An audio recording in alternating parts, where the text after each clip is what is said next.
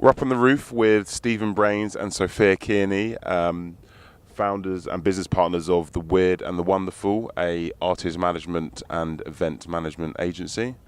They have been in Ibiza curating their own first event here at Pasha in the week, and called He.She.They. But I think first we want to start off by sort of finding out how your sort of journey started in the industry and how you ended up sort of joining forces and creating what you have today. I started out at William Morris doing agency bookings for like 2 years. Really enjoyed it, but knew I didn't really want to be an agent. And then I went to work for ATM, for Swedish House Mafia, Mike Snow, for a year. And then I felt like I'd run my course at that company as well, and someone introduced me to Stephen about 5.5 years ago. And it's kind of just gone from there, really. He's managed to keep me around for 5.5 years. But no, it's really good. And we have a little office above Village Underground in London now, and offices in like 3 other countries, and an amazing team who we love. So yeah, come a long way in 5 years. Pretty good. What about you, Sam? So yeah, my first ever job was actually in Ibiza. Years and years ago, I used to be a podium dancer. So yeah, I did that. Then ran club nights for Kiss and for Ministry brands, and worked as a music journalist, and then did some of my own events as well. Then moved to London, worked for Crown Music, and then worked for Incentive Music, and then eventually decided, when I met Sophia, that I'd set up our own thing called The Weird and the Wonderful, and then yeah, more recently He.She.They, which has been going rather well. Brilliant. Just moving on to He.She.They, can you tell us a bit more about the concept? Obviously it's quite individual, and the sort of thought process behind the event series, and more importantly the message that you're trying to convey through the concept and through the programming. Essentially, we really like partying, and we really like a fun party, and we just wanted something a little bit different. We wanted to go back a bit to the roots of everyone can be on the dance floor, no matter like where you're from or who you are, or you know who you want to sleep with. Who cares? Just be nice and bring a great vibe to the party, and that's kind of what we've tried to create with our event series. And you can feel it in the room, and when you try and put out the messaging like that, people do respond to it, and we find we're drawing great crowds to our parties. And we wanted a diversity in production. We wanted some of the best dancers we could find that would really motivate the crowd, and we have some incredible performers who are happy to work with us. So you want to talk a bit more about the ethos? Yeah. The ethos is that it's a place without prejudice for people to be people. And the He.She.They as a notion is that it doesn't matter if you identify as a man, a woman, or if you're non-binary, or feel that you're just somewhere on that continuum and the binary aspect of male or female doesn't quite work for you, that you're also included. And our lineups are diverse, but not in a box-ticky way. It's very much in a talent-orientated way.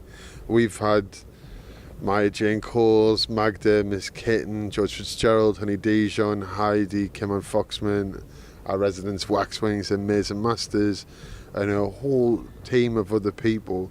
And it's naturally diverse because actually talent isn't exclusively in one direction. So yeah, it's been really nice to bring up some names, and actually like a lot of people who maybe feel slightly excluded from other nights because they're very male orientated and the dancers are very like male fantasy orientated, etc., can actually feel included. On the topic of diversity, obviously it's very pertinent, and it has been definitely at IMS for the several years, the last few years that I've been coming. But I mean, what do you see as the sort of the main problem, really? That obviously it's still very prevalent, unfortunately, and it isn't just about females. It's people from ethnic minorities as well. There is definitely a disparity. But what would you say? The main issue is with this disparity, causing this disparity, and what, from your perspective, could be, you know, other than obviously the stuff that you guys are doing with your own event, what could you see as a more sort of a wide-scale solution to the issue? I think it's a timing situation. Like these issues, although they've always existed, especially in our industry, everyone's only really started talking about them, as you say, in the last few years or so, and that's great that is happening. But I think that's going to take a little bit of time and a little bit of money invested down in the younger generations in education, both of perspective and also like skills, and giving people more workshops and things, and I think that will all start to come through and start to happen. But I actually just think it's something really important that we need to keep talking about and keep making events and doing things and thinking about more the younger people, and then hopefully in 10 years we don't even need to have this conversation. That's what I kind of, what do you think? I mean, like it's really patriarchal, like structurally, a lot of the things, like the only film there ever was about, I forget what it's called, something like DJ Girl or something like that. Beat Girl. And the premise of that film was a girl learns to DJ to impress a guy. Like, even that as a thought process is quite a weird one. Women, I think it was weird because I think we've actually gone a bit backwards. I think that, like, if you looked at the start of dance music, it was way more democratized. It was way more diverse.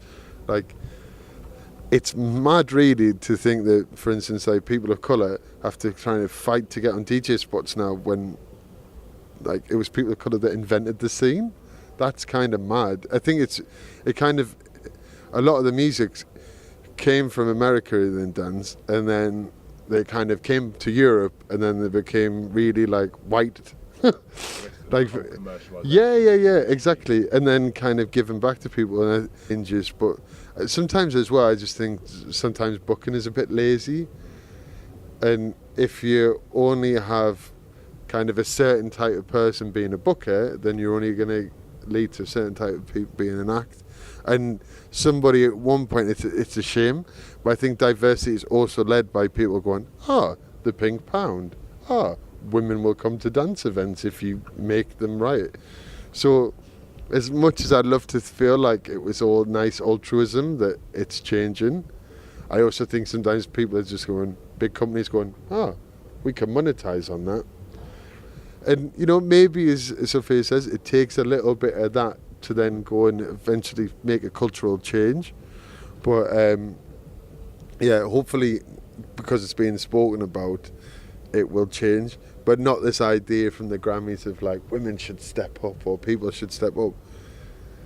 People are stepping up, but somebody still needs to book them for the club night or whatever for it to actually be heard and raised. But I don't know, you've got people like Peggy Goo and Charlotte DeWitt, and obviously Maya came through, like big My Jane Cole. So it's, from a female aspect, it's changing, and like probably our biggest breakthrough DJ is a British Brazilian guy who's just an amazing producer. So I mean, the best way to change it as well is just to show loads of examples of excellence, and then it'll naturally change.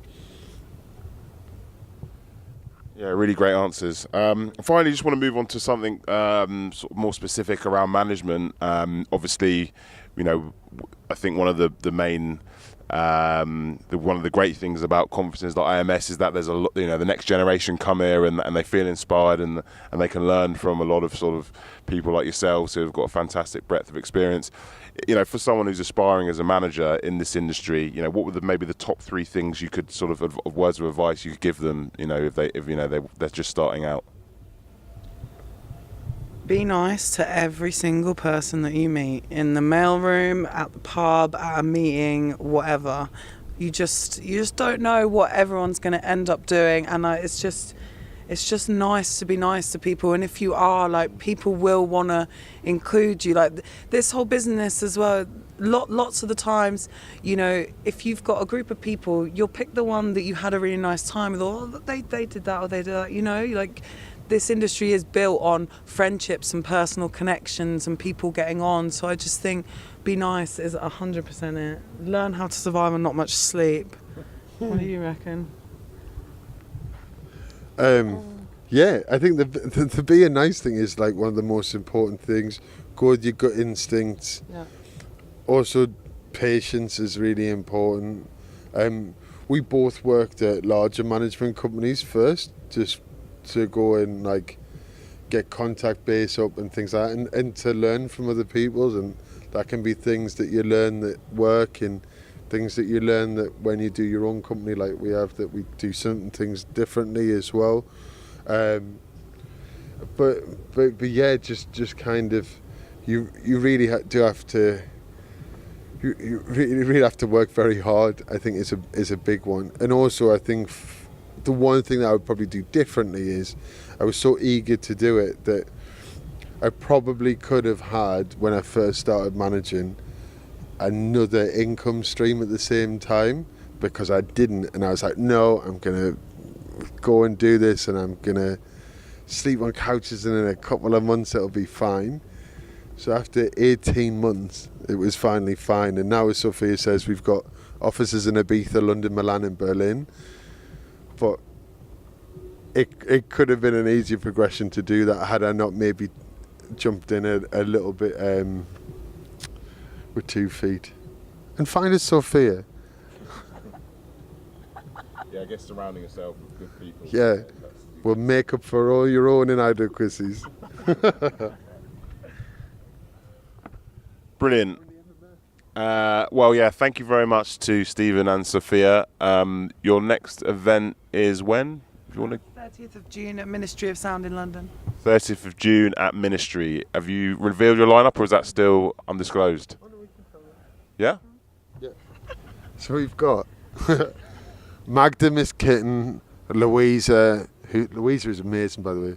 Waxwings, Marshall Jefferson, Mason Masters, Besley, Michelle Minetti, Venus Calypsos, Sam Tongney.